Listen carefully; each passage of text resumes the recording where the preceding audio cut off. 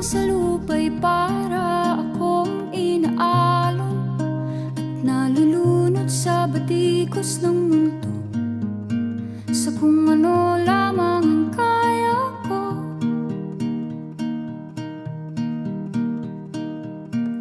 Bigang-biga na sa mga problemang di masolusyonan agad, parang wala nang bukas. Pwede bang umiwas? Hinahanap ang sarili, ngunit di nakakayanan sa ligaw na dinadaanan ko. Saan na to patungo? Saan ako patungo? Dahan-dahan